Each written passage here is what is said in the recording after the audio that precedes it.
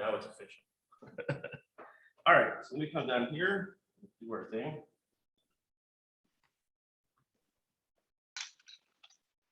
All right, well, thank you for those attending there, and thank you for those participating.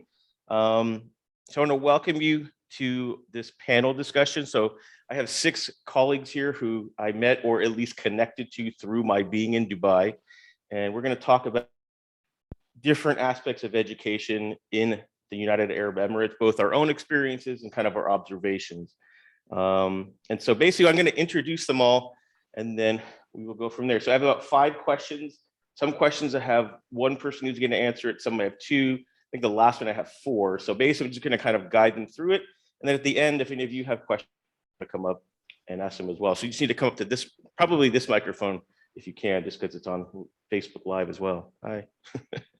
All right. So our first panelist is Alan Kenneth Shadle. He is currently a doctoral student at the University of Iowa in the Educational Policy and Leadership Studies program, and previously worked in the UAE at both local federally funded universities and American branch campuses. Thank you, Alan, for being here. Kasiana is my partner in crime from my former university.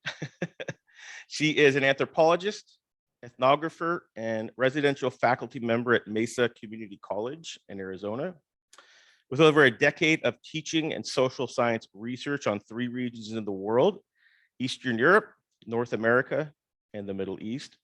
Her research and teaching methodologies focus on social justice, such as Roma minorities in Europe, Emirati women married to non-Emirati men, citizenship, and nationalism. Next, we have Frankie Wilson. He is an award-winning syndicated radio host and speaker. He's the co-principal of the Zoe Communications Agency and CEO of VM Communications, LLC. He works in the field of behavioral psychology and is a proud husband and father. He has a newborn earlier he had on the Zoom. By the way, a good number of these people are people who I came to know through my participation in TEDx RIT Dubai. So Frankie was one of them. The next person is actually our fearless organizer of our TEDx RIT Dubai, Mahin Sheikh. Mahin is a recent graduate from the Rochester Institute of Technology, where she spent the first 3 years in Dubai and the last at the main campus in Rochester. She started her career as a sales professional over 3 years ago and has sold across industries. She's currently in the tech space. She has lived in UAE, Pakistan, and now in the United States. And she joins us from Dallas, which is actually where Frankie is as well. Next, we have Sarah Al-Awadi. She was also a TEDx speaker. She is a lawyer, outdoor enthusiast, and diversity advocate with 10+ years experience working in LA, New York, Tokyo, London, and Dubai, advising governments and corporations on complex financial transactions, structure projects around the world. So she's actually married to Alan, so they're both in Iowa City. And last is Shamik, who was my first colleague and my friend in Dubai. Shamik is a research-oriented academic professional, experienced university lecturer, and corporate trainer for various industries. He is actively functioning for more than 12 different roles as a lecturer, curriculum developer, administrative manager, instructional designer, and corporate trainer. His professional and personal journey has taken him all around the world, namely to cities such as Dallas, Chicago, Dubai, and Toronto, where he now. So welcome everybody, thank you for being here. I appreciate your participation. I know you're all in various parts of the world in different time zones, so thank you for finding time in your schedules to join us. So I'm gonna go ahead and jump right into the questions. So I'm gonna go through the questions already discussed, and I'll just call each of you out sort of in the order that you would sign up for it. And then, 3 to 5 minutes, if you wanna go a little bit longer or that's okay too. But I look forward to your participation and appreciate your doing so. Okay, so this is a question for Shamik. Why did you endeavor into academia in the UAE? So Shamik, you want to go first? Sure. Thank you, Matt.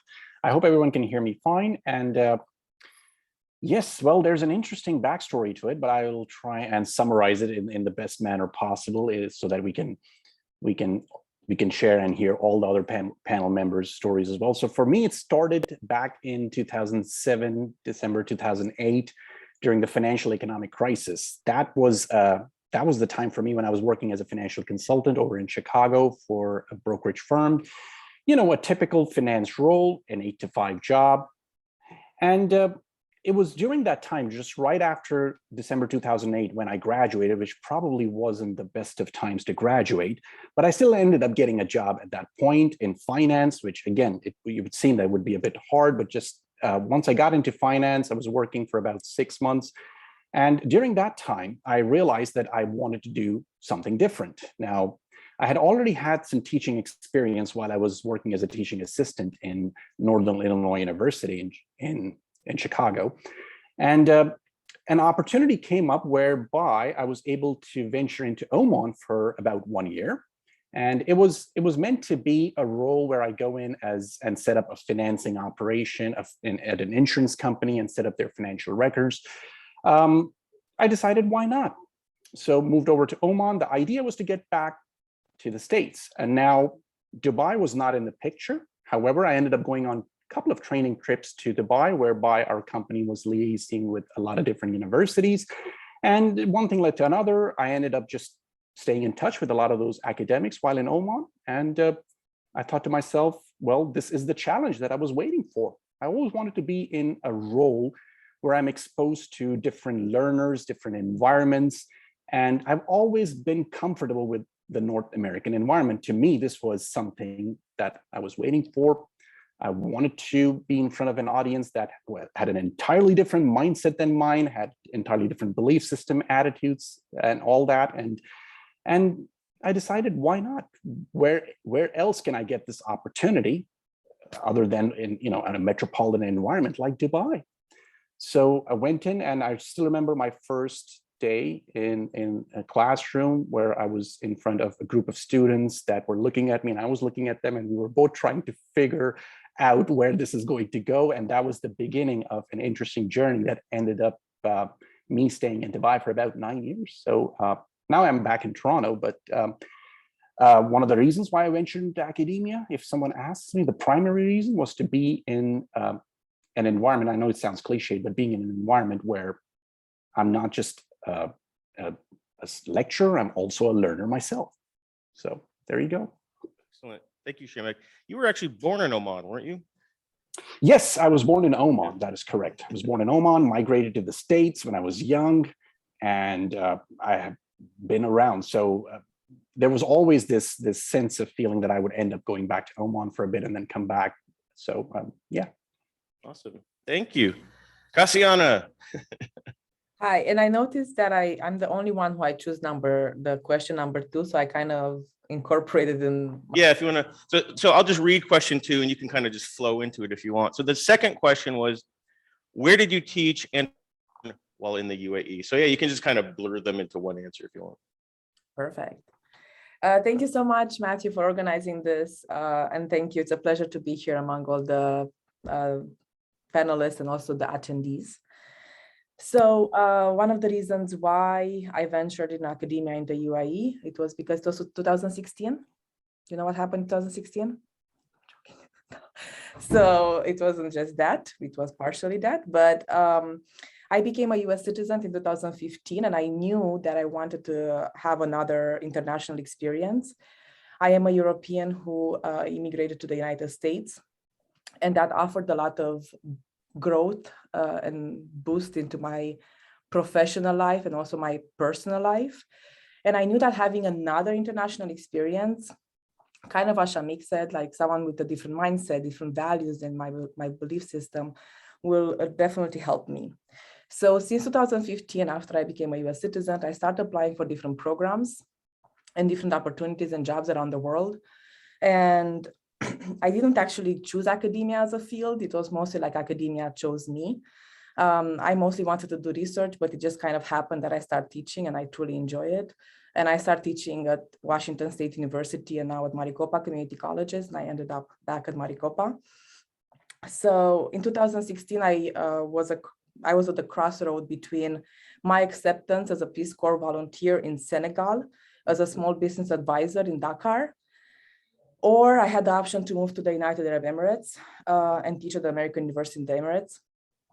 And I decided to choose UAE, and also because in 2011, since 2011, I had a big interest in the Middle East and Islam as a religion. I also choose that because of the tax-free option of salary and being a Peace Corps volunteer. But I do think that was like the second thing. I choose it almost blindly. Like I didn't really have any connection to the Middle East. I wasn't really aware of the benefits that I had of being in academia in the UAE. So this talk really made me reflect. And I actually came up with 5 reasons and benefits that I had being in academia in the UAE. So number 1 was the location. UAE is between 3 continents, really kind of in the middle.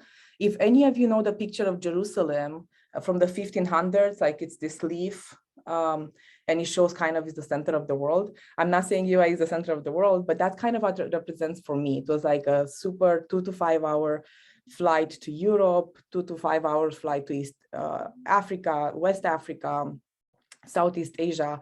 I felt like it was a great opportunity to kind of travel, and Emirates Airlines were actually located there. So what better way to do it? Number 2 was moving in the UAE meant that I actually got a glimpse into the Gulf culture, which is a perfect name for this talk, Arabian Gulf Academia, specifically to the Gulf. And I thought I'm only going to be exposed to the Gulf countries, right? I didn't thought I'm going to actually be exposed to all the other Arab countries like Yemen and Egypt and Morocco and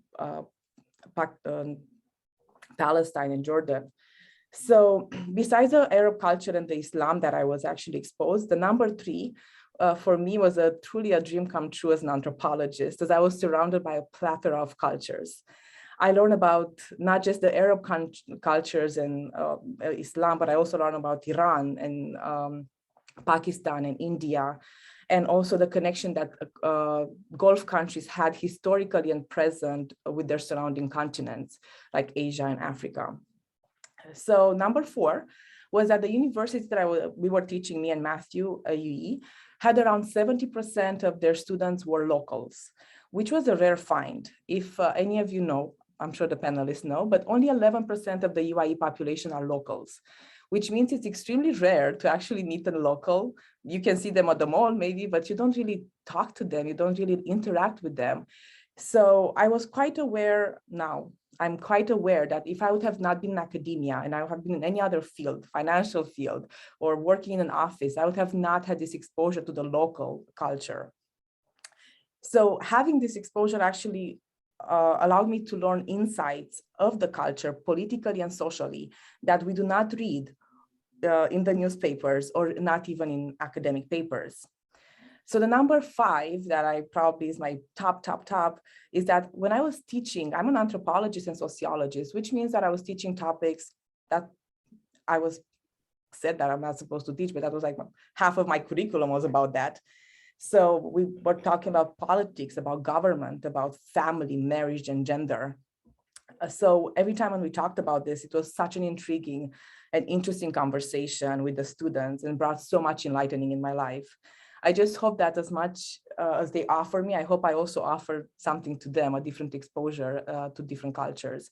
I didn't just come with an American cultural background, but I came with a European background and also with a lot of traveling behind me.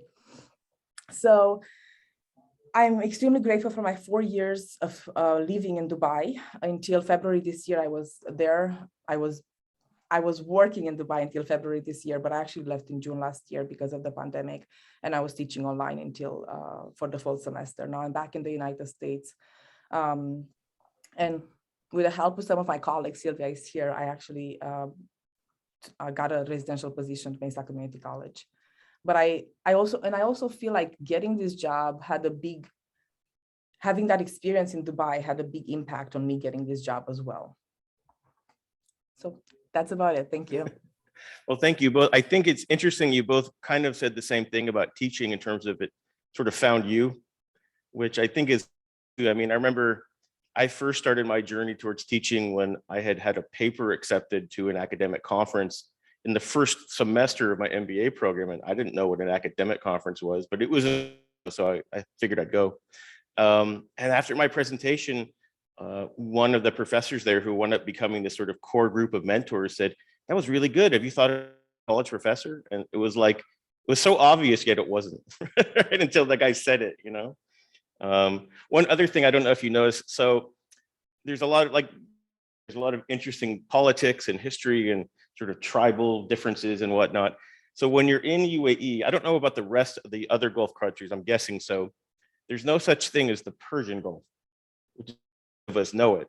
So when you're there, it's the Arabian Gulf, because, you know, they're sort of looking at it from their perspective. And there is a lot of, I don't know what the right word is, sort of, I don't say acrimony, but a little bit of tension, I suppose, for sort of cultural, historical reasons. But I will say this, and Kasiana, I don't know if you would agree, for the most part, my Iranian students were in the top like 2% of my students. They were always one of the more excellent students. One other interesting thing, I think this was before you got there, Kasiana, we also had a lot of Qatar, and what a lot of them would do, because we had weekend classes, much to the chagrin of our social plans, but anyway, we had weekend classes. They didn't have those as an option in Qatar. So all of our students from Qatar would come so the weekend in all of the Gulf is Friday and Saturday. So they would fly like Thursday night to Dubai, and then like Sunday morning or late Saturday night, they'd go back to Qatar, then they would take weekend classes. And I think it was 2017, when for reasons I'm still not totally clear of, like all of the Gulf countries, and I think Egypt even, sort of straying out. And, you know, over there, you never know quite what is really going on. So they all isolated Qatar, and they sort of stopped all formal relations.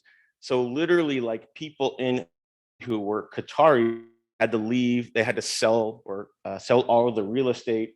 All of our students had to go back to Qatar.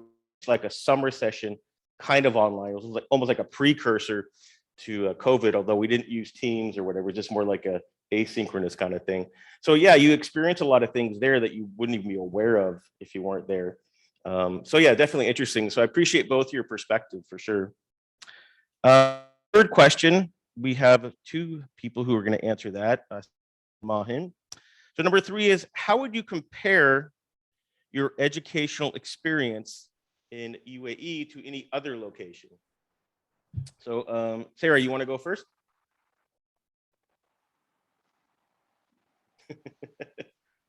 It's not a Zoom meeting unless somebody's on mute. I mean, I could have gone on for a while and just not realized. So yeah, happy to go first. So I was born and raised in the UAE, in the city Dubai, and I went to public school and I went to private school. And after graduating high school in the UAE, I went to the UK, well, to Canada first, and then I switched to the UK and studied law, and now I practice as a lawyer. And so just now that I've gone through all of that, reflecting on my education, I realized that historically there's been such a strong focus on rewarding students for doing well in standardized testing, learning how to do standardized testing and test well, and memorization. And it wasn't until I went to university in the UK and in Canada where I realized, the idea of critically thinking in an academic setting where you're assessed on it was something that I wasn't equipped to do. The UAE education since has moved on, but I won't go much into that because question 4 deals with the areas of growth and opportunity and challenges in the UAE. So I'll touch more upon that there. But when I was in high school and just studying, that was something I noticed as the key difference, the strong focus on standardized testing. Yeah, for sure. Mahin, what was your? Yeah, that was really an issue. So yeah, Mahin, go ahead. I'm sorry. No. It's kind of interesting that you mentioned this because my answer is kind of threefold, and one of those points is that if you plan to go to the Middle East to study, that's one of the adjustments that you make, and that would be professors know exactly what they want as the correct answer. And here in the United States, haven't studied in Canada, but they're more open to you expressing your correct answer, what you think is correct. So that's one of the comparisons I will make. And then moving a little away from just simply education, because when you're going there, you're not only just studying, you're also it's an experience altogether. So you're making new friends, you're exploring the city, the country, or if you choose to travel beyond the country you're in.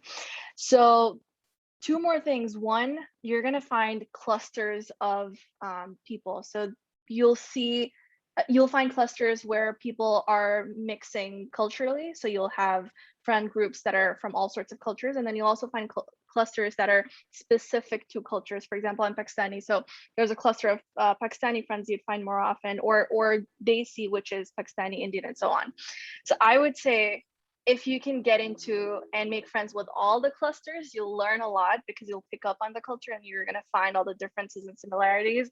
I think there are more similarities across the globe than there are differences. That's what I think, because if you really go to the root of it. So that's another comparison I'd make. And that's something you wouldn't find as much in the United States as you would obviously in Dubai, or surrounding countries, simply because everyone's migrating there. Everyone's employed there for a period of time, so there's a lot of mixed cultures coming in. And then the last bit is, in the United States, like for example, if you're in a specific state, you're going to find very similar things to do within that location. With UAE specifically, you have a lot of different things to do. So when you're in Dubai or one of those countries, you can actually go ahead and explore. I like to put it as, there are parts of, I'd find parts of Europe, parts of America, parts of everything in UAE. So kind of explore that. That's one big comparison I'd make, that you can explore a lot of things and get the basic idea and the feel of different parts of the world. And that's how I've seen it. But those are the three main points. Excellent. It's funny you say that, Mahan, talking about having different friends group from different places. And, I think I didn't even register that, because just growing up in Dubai, if I look at my friend group, they are from all over the world, different religions, different cultures, different backgrounds. And it's just so normal in the UAE that you can stick to your cluster or you can branch out. And yeah, that is something that is definitely really great, that I think people don't really appreciate as much. That I think, like Kasiana said, it's 2 hours from all these different places, that it does attract people from a lot of different places, and the economic opportunity incentivizes people. So you do end up going to class with people from Sri Lanka, people from the US, people from all these different places. And as a result, you kind of bond based on your human connection rather than your cultural connection. Exactly. And you find all those similarities and personalities and across culture. That's what I truly enjoy. Yeah, very cool. Mahan, how would you compare your 3 years at RIT specifically with your last year at the RIT main campus? I don't go out as much, so I guess I'm very geeky. I like to work, and I used to like to study back then. But how it's different, I guess it's just the kind of friend. Like, I think it's a bit of all the 3 points I mentioned. The kind of friend groups you'll find in Dubai are a lot different. And so when I was in America, when I was in Rochester, I guess you could find very similar personalities. So that's one thing. And then, again, locations, you'll find something very similar in a specific state or city. So that's the main thing. Yeah. You love the weather in Rochester, right? I loved it. I used to bike in the snow. By bike, I mean, I used to cycle in the snow. Awesome. Well, thank you. Yeah, certainly a very experience in the two places. So Awesome. So the fourth question is, this is for Alan and for Sarah. What are the biggest challenges and opportunities for education in the UAE? Now, I'm gonna let you figure out amongst yourselves, but I don't want to get Alan in trouble, so I'm gonna let Sarah go first. All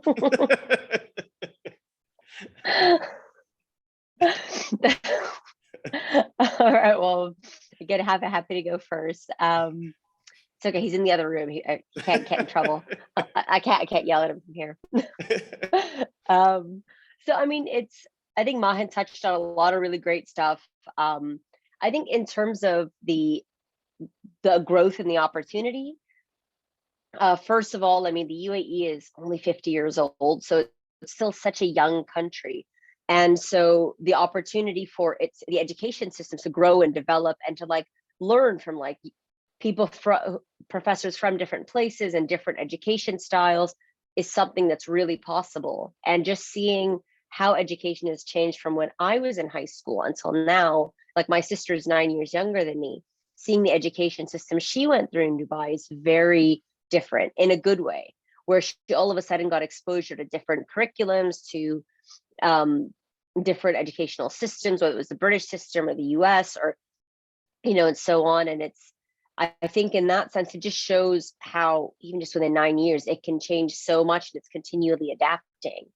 So that's one real benefit and like opportunity. Another, Kasiana actually touched on and like hit the nail on the head, that because it's income tax free, it's something that allows, and the salaries you get, people will think Dubai is expensive, but the fact is the salaries you get will account for that. That's just like if you live, New York, your salary will very likely be, well, hopefully will be higher than if you live in somewhere where the cost of living is a lot less. I think Dubai tries to do that to the extent possible so you can have a good standard of living. And so a lot of young professionals start their career out, and Dubai is really attractive to them.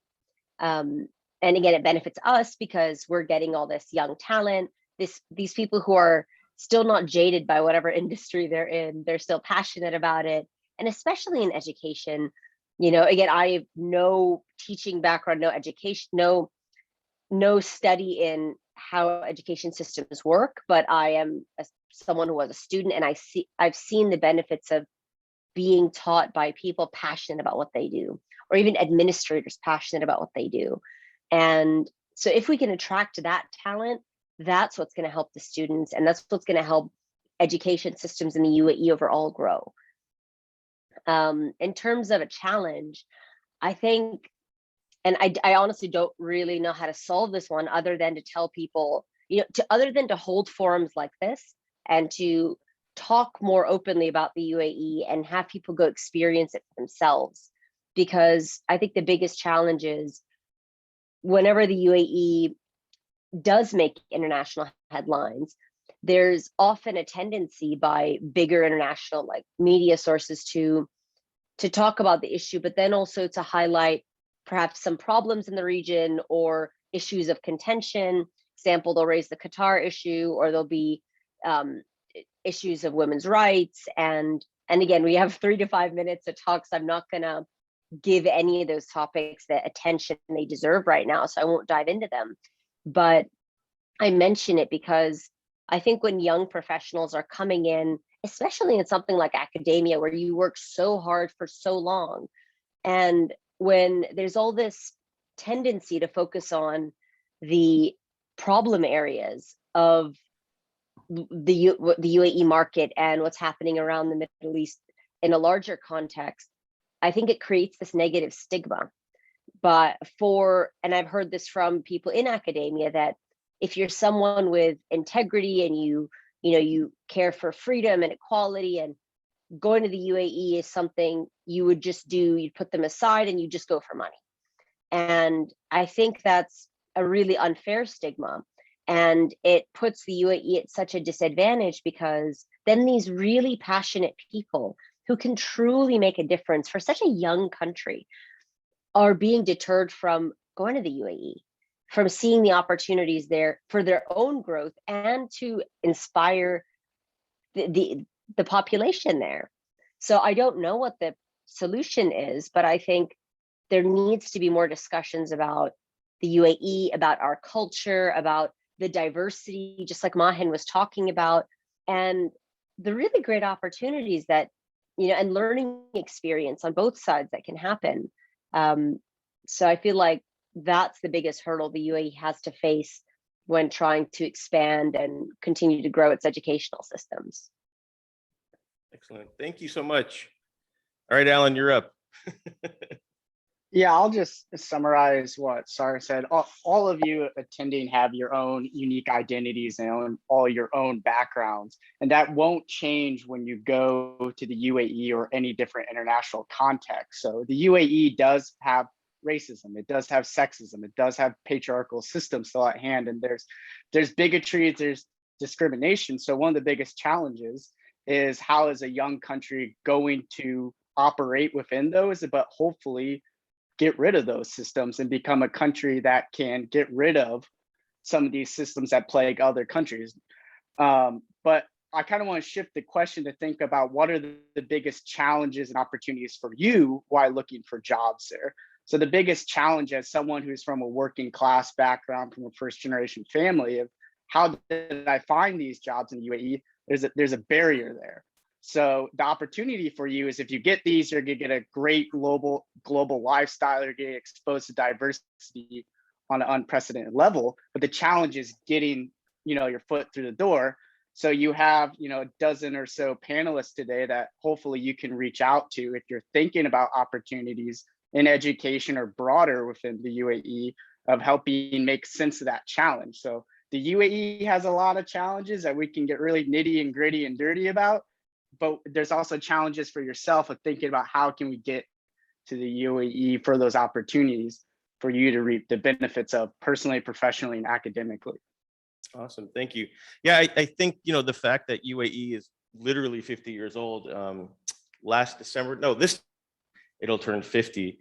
And I sometimes, when I was there, I often realized that in a lot of ways, UAE felt like a startup. Kind of, there was a lot of potential, but a lot of things that were still kind of tenuous and whatnot. But, in my head, sometimes I would think, where was the US developmentally, culturally 50 years after 1776? So I don't know if you parallel that. I'm not a historian, but just broadly, I'm sure there'd be a lot of similar problems or some problems of some magnitude, right? So to some degree, like you were saying, they just get more attention in the media because there is a global media, right? If the US was founded 50 years ago, I'm sure all the issues that were existing then, and certainly a lot of them still exist now, would be more prominent in a negative space. So for sure.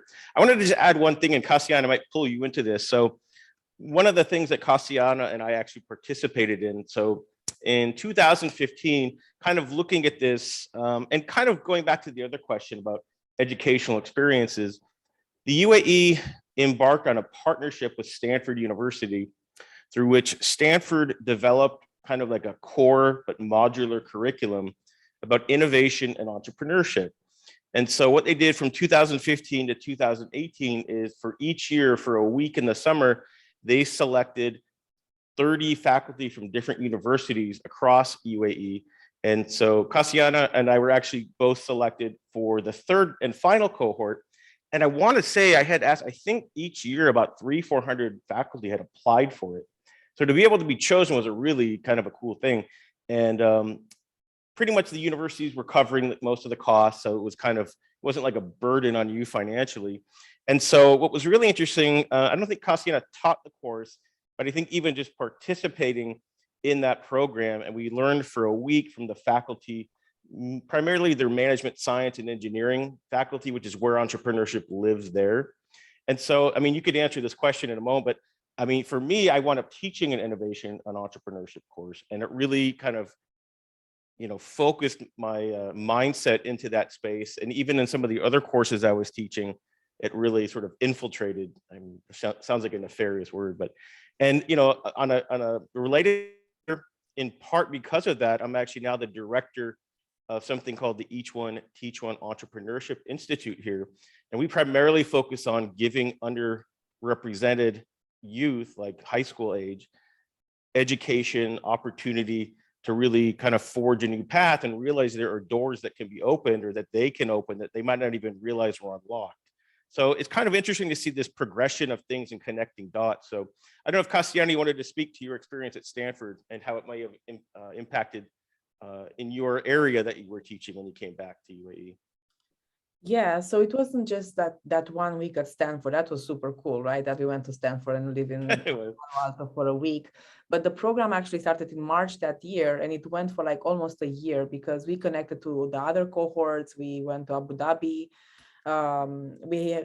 We continue to keep in touch with the other, like our cohort and other ones, and make sure that we don't forget what we learn and we implement what we learn. So Matthew did have the privilege to actually learn the class, and I was actually not allowed to teach the class because I didn't have a business degree, and even though I wanted to teach it. But for me, I use some of the exercises in my own classes, and that still work. It's design thinking, and that for me was a really eye-opening opportunity. And do you remember how much money Ministry of Education spent? Yeah, I was told that UAE paid Stanford $20 million to come up with this program. Now, I will say this, it was countrywide, and initially it started in the college level, and every college was required to have an innovation and entrepreneurship course. And I don't know if this happened. I know they were starting to look at kind of like trickling it down into the curriculum as well, because one of the challenges in UAE, and it relates to the education, and it kind of connects a lot to what Sarah was saying, is there was this culture of just memorization and like sort of regurgitation. I mean, I had a student once and he got like a 17 out of 20 on a midterm, and he complained because he said, "Sir, a friend of mine took this same class X number of semesters ago, and it was the same midterm, and I memorized his answers exactly, but he got an 18 out of 20, but I only got a 17 out of 20. So I want you to change my grade." And I rewind. Just no thought that this was, the whole memorizing someone else's answer. But that highlighted it. Like Sarah was saying, there was just full focus on remembering what you had to know to get whatever grade you needed to get. So partly they wanted to kind of change that mindset sort of countrywide, but also I think on a financial level, I mean, for the most part, Emirati citizens are pretty much womb to tomb taken care of by the government. I mean, they get land from the government, they get all kind of benefits, which is also incidentally why marrying Emirati, you don't get Emirati citizenship. It's like this sort of golden ticket at Willy Wonka. But one of the things they were realizing as they start developing as a country, they can't like afford to keep giving everybody everything. So they really want to sort of give people the education and the initiative to start their own businesses, to do something that doesn't require them to rely on the government to fund it. So yeah, Kasiana, you wanted to add something? Yes, I do. And I'm sure Sarah probably can comment on that. I kind of wanted to follow up to what you said. It is true that they have a lot of social welfare programs that Emirati citizens can benefit, but Emirati citizens are also 3 different tribes. And among those tribes, there is also racism and discrimination. So the tribe that's connected to the sheikhs, then they probably gonna have the most benefits. Then the Bedouins will have a lot of benefits, but then the Baluch will not have as much benefits. So certain tribes, like the Baluch, are not allowed to be in certain positions in the government and the army. And this is what I meant by, you're not gonna read this in the news. These are things that students told me because I worked there, because I talked to them, because we had these critical thinking classes where they couldn't copy the answers because the question would be like, who are you allowed to marry? And they're like, where did I find this answer? In your head, just tell me, who are you allowed to marry? So I agree also, I totally agree with you, Sarah, when you said we need to have these passionate people coming, and it will be challenging because it's a new country, right? And you're gonna face a lot of challenges, and you might be burnout, and you might have some meltdowns, which I had about 3 times. I may have allegedly had 1 or 2. But what I can tell you is that when I started the first semester, I had students who told me, it's like, miss, you don't know the culture. You need to adjust to our culture. And I was like, no, I'm not gonna adjust. I'm gonna like bring this American curriculum and I'm gonna stick by it. And I did stick by it, for almost 4 years. And that helped because the students are gonna change and they're able to change. So if you ever decide to, venture into academia or work in the UAE, you have to kind of stick to it. And, if you have certain values that's important to you, like cheating, no, you cannot cheat. No, you cannot copy a paper. No, we can work on it. See you next semester. You can do it. Like, also encourage them, like make them believe that they can actually do this, that it's okay that they don't know. That's why they're in college, right? You cannot write the perfect paper. So yeah, keeping that passion, I think it's important as well. Yeah.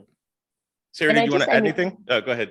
I was just going to say, I mean, from, just to add, a extra perspective, I think besides the tax incentives and the lifestyle incentives to move to Dubai and the UAE as a whole, I think you talk about, being entrepreneurial, Matt. I think that is something that, especially for a professional, whether it doesn't matter if you're young or old or whatever, but that's passionate about what they're doing in education, I would hope they would appreciate that.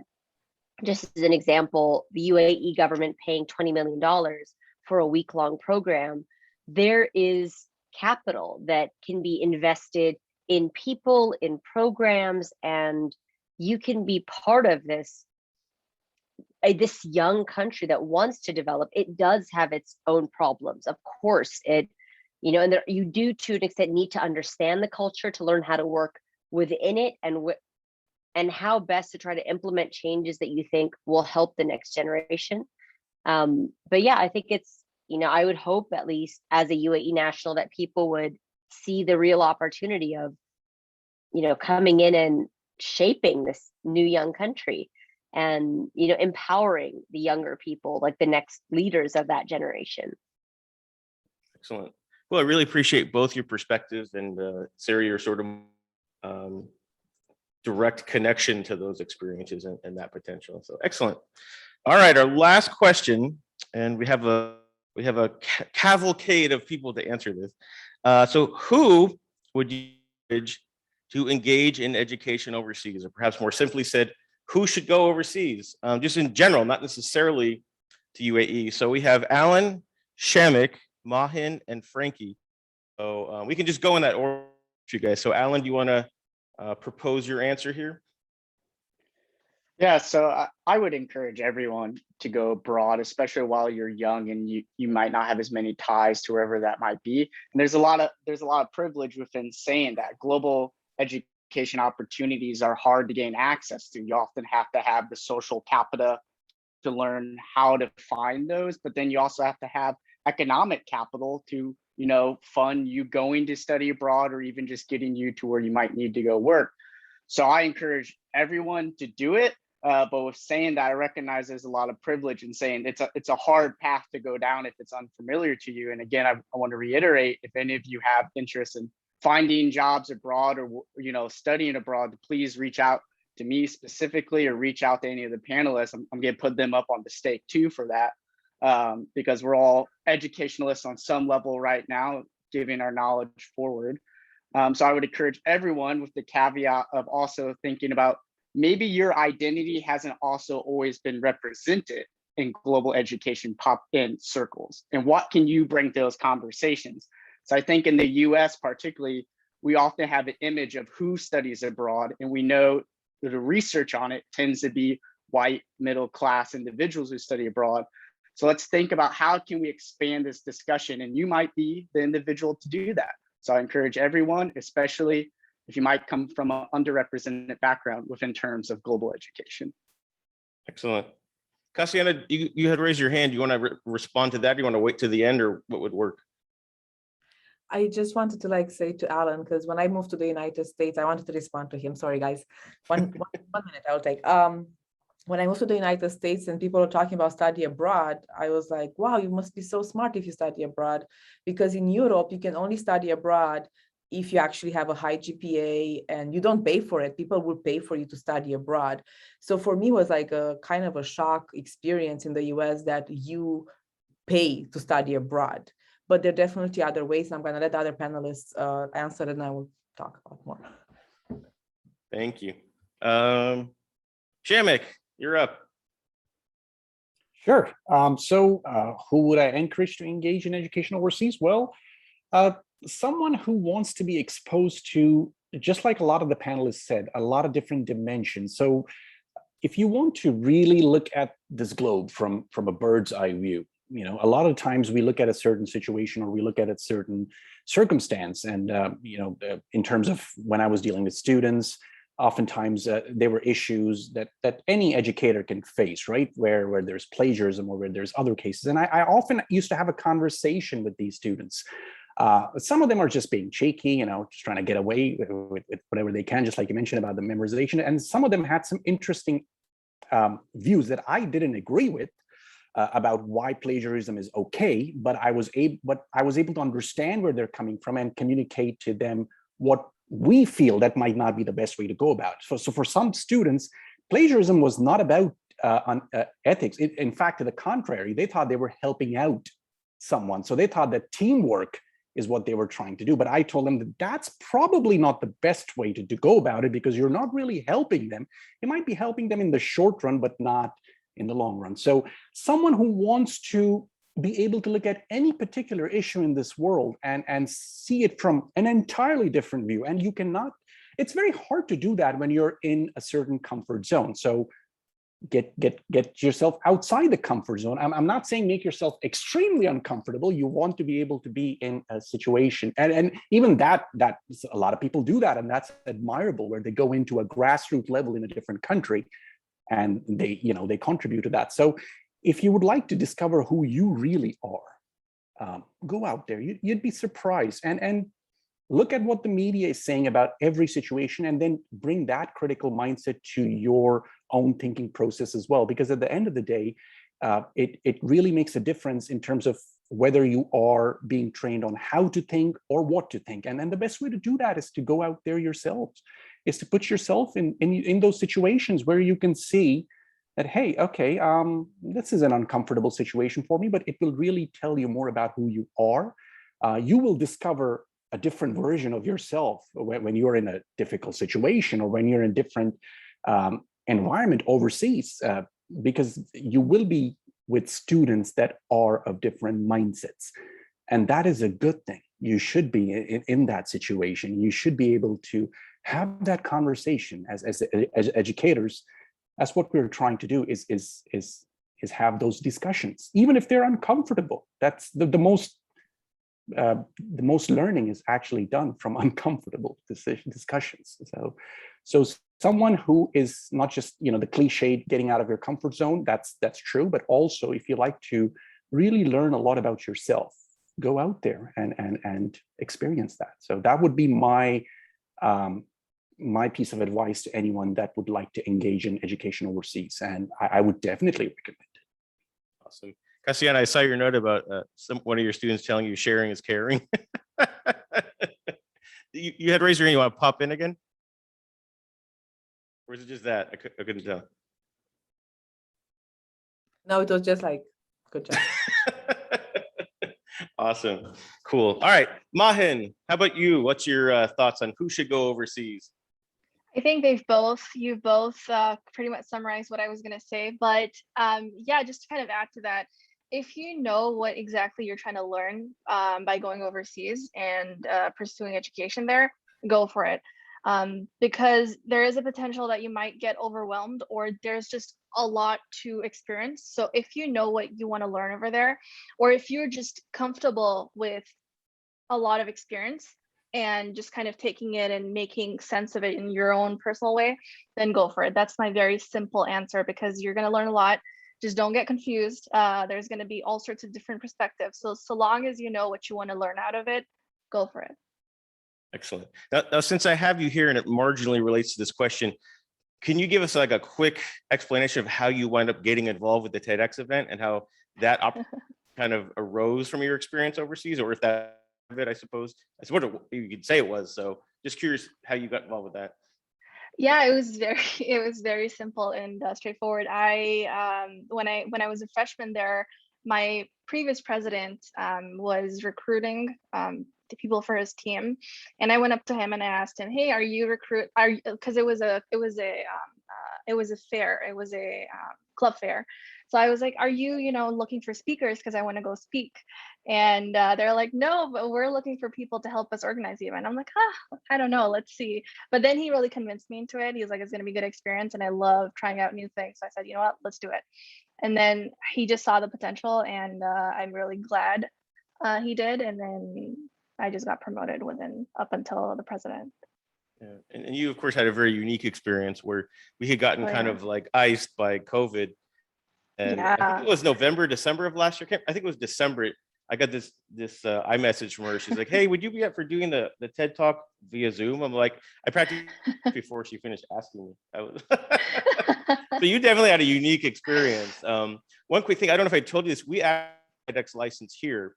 So they're planning an event in April. So I might be calling you for some advice. Do it. I would be happy to share whatever information I can.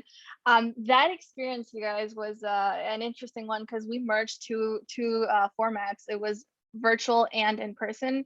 So it was a very big challenge. And some of my peers said, don't do it, Mahin. You've now moved. Just leave it to the other team. And I don't know. I didn't feel prepared that my team was ready for that huge shift. So we kind of nailed it. So if you're looking at a blended format or anything, I'd be happy to help. I tried my best, and it was a good experience for everyone. Excellent. Yeah, no, you did an awesome. I forgot to explain. We had, I think, two. Well, Sarah, no, who was in person? It was Rohit and it was two or Rohit three. It was two people. It was Right, Rohit okay. and Mara. Oh, okay. Yeah, we had two speakers who were in Dubai. Everyone else had gone diaspora by that point. So they did some physical event, like, spaced out and whatnot. So we had to kind of merge the in-person activity with the Zoom stuff, and kind of like an intricate ballet of. So very cool. Well, thank you again. That was awesome. Experience. All right, Frankie. What say you? There we are. Sorry about that. Okay. Thanks so much had to find the mic. Sorry. Thanks for having me on here. So, specifically in regard to who should travel abroad to study and to learn and to educate themselves, I think that the answer lies in a type, and that type really lies in not what you have been taught to desire, but in how you have been taught to go about pursuing the things that you desire. What I mean by that is specifically from a behavioral perspective, studying what I do, I can tell you that a lot of our behaviors are shaped by our environments, our social environments, the environments that we've come up in. In short, the way we understand the world, or the world that we know, was developed within the first 5 years of the four walls of the house we grew up in. And so if you're not in, and that's a truth across the board. It's why we find ourselves many times addicted to our own thoughts and our own ideas of how the world works. We were taught those things, and we were stewed in those things. And so that's our limitations, and that's really what they become over time. Our limitations in understanding the world as a whole become our curse and our stumbling blocks more than they do our blessings and stepping stools. Education is like a lantern, and the fact of the matter is you can't see without it. You can't discover any new oceans unless you get the courage to lose sight of the shore first. And so I would encourage those that have the courage to take that jump. First off, that would be one of the first parts of the type of person that should try to pursue something overseas. Now, there's other things. I spoke about your social environment, and there is a value that's added to socially significant behaviors that you will develop as a consequence of being exposed to different areas. I like to say this often, is that exposure creates expectation, and expectation influences behavior, and behavior creates our future. And so it all begins with the things that you are exposed to in life. That is important because, again, thank you so much, because a lot of us are right now, the world is being run by, I can at least speak from my perspective living in the United States, has been run by some people with very small views and understandings of people and different people groups. I just watched a week ago a debate between a European, a Canadian, two Americans speaking about the importance of people groups. And one was debating, one side debating how we don't need them, how it's not important, and the others why it is, which was fascinating to me that that's something to debate. Whereas if you were in a room with someone from a different culture, let's say if you were in a room with someone who grew up in a Jewish background, would you be so quick to offer them something that was not kosher? Would you even know? Or offer them something kosher, would you even know the difference had you not been exposed? Again, so it goes to exposure. Here's another thing to think of, I think should be considered, is I have a background in finance. I have about 13, 15 years in finance. And to understand the markets from a different perspective, when you're looking at, let's say, if you're just wanting to invest, if you're wanting to look into in the investment market, and you want to, and you have a good understanding of how culture affects different markets, because anything that's purchased in across the world is purchased by a type of thinking, a type of belief system. It's represented through cultures. So the way we think, the way we believe, those cultures influence and they affect the way markets move. This could affect your success even in finance. It could affect your success in business.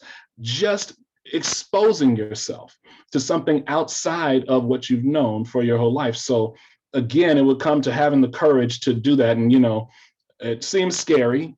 I'm not going to say that it's not. You a lot of times are in a new place that you haven't been exposed to. You don't know many people. You may not be the type to walk up and shake a person's hand, and you run into that issue, an old adage that says, you know, the trouble with having an open mind, of course, is that people are always insistent on putting something in it.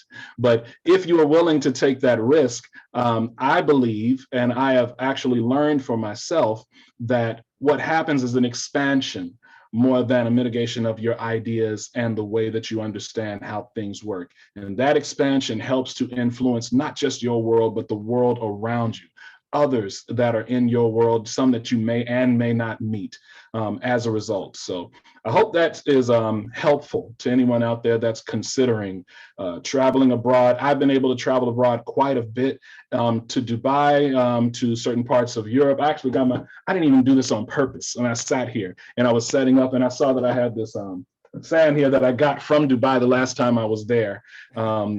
Yeah, that's really cool stuff. Another thing is it gives you some really cool talking points when you're talking to friends and saying, yeah, I went over here and I got some sand, you know. Who thought sand could be so interesting? But it's just an example of how it helps to enhance your life in so many different ways. So I hope that helps to answer the question, Matthew. Yeah, for sure. I really like, actually, most of you had a similar kind of a thought, which is like, you know, pushing yourself out of the comfort zone. Frankie, I really liked what you said about sort of that interplay between like behavior, intentions, experience, kind of how you see the world, how your views can. Yeah, I mean, there's just things you just don't learning or experiencing. One of the things that, you know, there's a little thing that I never even anticipated was there's a real friendliness towards Western culture because there's so many expats, but there's also a lot of accommodation toward mainly South Asian and other places. But one of the things that fascinated me is when you go into a grocery, they have a secret section, and it literally says over the door for non-Muslims. And so they have all this, they have actual bacon and actual pork. And like, I even saw fruit, and I think I saw Pop-Tarts. So you were talking about kosher. So some of these foods you wouldn't even think about have something that are not halal, which is the Muslim version of kosher. And so, but they still would import those things available to the expat so that, you know, you had some connection or you weren't like super homesick or whatever. But I thought that really small thing, but yet a big thing, because it was fascinating to me that I don't think you would see that in maybe another Middle Eastern country, but that kind of defines UAE and Dubai. I think it's one of the things that really sets it apart. So I thought that was really interesting. So excellent. I think there were a couple of questions. Go ahead, Frankie. I'm going to go up here, and I think there are a couple of questions in the chat. So but go ahead and add. I'll be very fast. Yeah, I just wanted to add one more thing. I believe Alan was the one that spoke to it earlier. I may be wrong, but spoke about the, forgive me if I am incorrect on who it was, but spoke about the opportunity for underserved or underexposed, I'll say ill-exposed cultures and people groups. I'm an African American man that lives in the United States, and a lot of people that find themselves in my same group do not have the exposure, do not have opportunities towards the exposure, don't have the resources, and or they just don't know how to get access to these opportunities. And so, again, and for the sake of being courageous, sometimes just standing and being a visual example and representation of someone who did can help to give another person the mindset that it's possible, and the exposure that could change their life and the lives of others. So I just wanted to be sure to say that as well. That's super important. It's a way that you can be able to give without even trying to, just giving by stepping out and learning more. Excellent. Really appreciate that, Frankie. By the way, you just made me realize that I want to get you involved with our Each One Teach One group, probably like a virtual speaker, because we're going to be working with sophomores and juniors in this high school near us, and you would be a great inspiration to them. You also made me think the group of students we have are kind of a lot in that position that you were talking about. And in the past, they've done like trips to Washington. But I mean, I'm potentially leading a trip to the UK with some of our students, but I would love to do something that like extravagant, so to speak, with them for those exact same reasons that you mentioned. So first, just some funding where that could happen. So you got me thinking, but definitely want to get you involved. Cool. Can't wait. Awesome. I have one question in the chat. So it's from Sylvia, not my Sylvia, a different Sylvia. Can you discuss online teaching opportunities or summer teaching opportunities? I'm going to come back down here and answer. Well, actually, I'll stay here. It depends on the university. One of the things that was most interesting about the pandemic was prior to the pandemic, anything online was like, right? They saw online is not real. If you had earned an online degree while you were physically in the United, like let's say some university in the US, even if it was online, they accept that as a degree. But like, let's say, you know, if you were in UAE and you got some kind of degree that was a school in the US, accept it as like legit. Similarly, I had a student who or I had heard a story of someone who MIT, and they wouldn't accept their degree because they said, well, it's an institute and not a university. So what I would say is what was interesting about the impact of the pandemic is that there was essentially a need, like a must-have to do these things online. So it did change the culture mentally. Post-COVID, once you kind of get out of it or get mostly out of it, not sure what will happen in terms of practical education. I know there were some universities within this last year who were willing to like contract with some faculty who may have taught there already. So they already had an existing relationship. Even if that faculty was overseas, they may have been willing to have them teach some courses online to the students in Dubai or wherever that might be. I don't know going forward for like summer things or, or just in general, I'm not really sure what will happen as an option. There's a lot of like delicacies and intricacies with like getting your degrees, like whole process called attestation to get all these department and their State Department. It's sort of like a notarization, which ironically, my understanding of a notarization doesn't do anything to validate that it's real, right? Because they do have a lot of issue with fake degrees. And then they added another thing where you have to do an equivalency, where it's kind of like if you wanted to teach or go to school in the UK, they have to say, okay, your degree in X is similar to our degree, so we will validate it as legit or whatever. They were starting in UAE. So those processes might make it difficult for you to teach or for someone to teach who has never been there and has never put their documents through that process. But I don't know. I mean, like we were saying before, like UAE is such a new country. And I think, it does have that startup feel. So long term, I don't know. It'll be really interesting to see what happens. I mean, certainly there are some students there who take online class. Mostly what I notice is the students who would take more like non-traditional education were the expats who didn't really plan on staying there. So to some degree, you might find an opportunity with other universities. Like like most of the universities that have a campus on Dubai, but are from the US or the UK, some from India, they're not actually recognized by the federal or the countrywide education authority, but they're recognized by individual emirates. So typically what my experience has been is students who go to those schools are really not intending to stay in Dubai, or they can still work within the emirate, but they couldn't work in a different emirate. But most of those students, quite honestly, have a more, I would say, authentic kind of education. And in them is basically they have a legit degree from like Middlesex was a university, and they're from the UK. So if you went to the Middlesex campus in Dubai, it's because it's Middlesex from the UK. So if you want to go work anywhere else, you have a degree from Middlesex. And so to teach at one of those other universities, there might be that option as a possibility. So I hope that answers your question. I would like to add to that question. Yeah, go ahead. And for anybody else who's interested here, Martha or Nicole, like what I will do, I will actually try to email my resume and transcript to the chair or the dean, because they will probably know more than the HR that they actually need someone in the summer and certain classes. And I would just, have that foot in the door and be like, hey, this is my experience. If you ever need someone, let me know. I can only be online. Maybe you're interested to go over the summer, 3 months. That's not gonna be, but it is summer, so it's like Arizona. So. Excellent, thank you. Does anybody who's here have a question of any kind? All right, anything else you guys want to add? Just sort of closing thoughts. I just want to say thank you again so much for having this forum. As it was said earlier, I just echoed that forums like these are what help to expand understanding of what's important and what's worth pursuing. If nothing else, we are in school not simply, someone said it earlier, not simply to learn how to test. I believe it was Sarah that spoke about it, learn how to test and memorize things, but more importantly, to learn and understand how to think.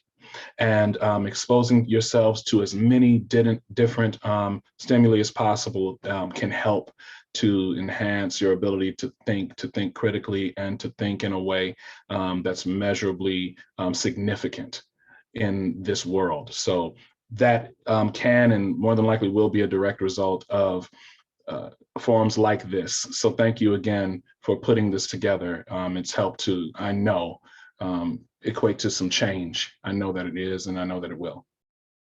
Awesome. Says any closing to? Oh, Kasiana, yes. I'm just applauding. Oh, I thought it was a question. Awesome. Well, thank you all for your time. Busy doing all your different things, and I know you're in different places and whatnot. Thank you all for your participation, your great insights, your ideas. I think what I'm going to do is make the Zoom recording and the recording available to you. So if you want to edit your parts and use it for whatever, you're welcome to do that. So at some point, I'll probably put it in Dropbox for you. All right. Awesome. Thank you, everybody. Thank you. Thank you. Bye. Nice to see you. Thank you. Thanks. Cool conversation. Bye-bye. Bye. See you. And thank you for being here. Bye, Matthew. Yeah, very cool. Thank you, Martha. Thank you, Nicole, for being Bye, here. Kasiana.